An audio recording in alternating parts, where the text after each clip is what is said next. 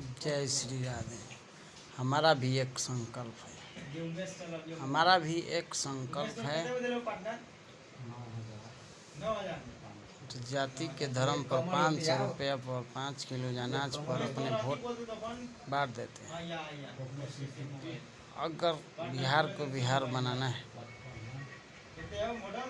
तो वोट किसी को मत दो, किसी को।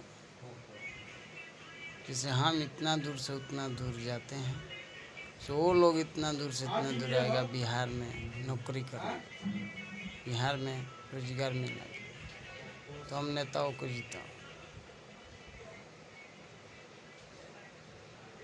हम लोग उतना दूर नहीं जाने वाले। अब हम बिहार जाग चुका है, अब जाग रहे हैं, बिहार के लोग सब जाग रहे हैं। अब किसी को वोट नहीं मिलने वाला, मिलेगा उसी आदमी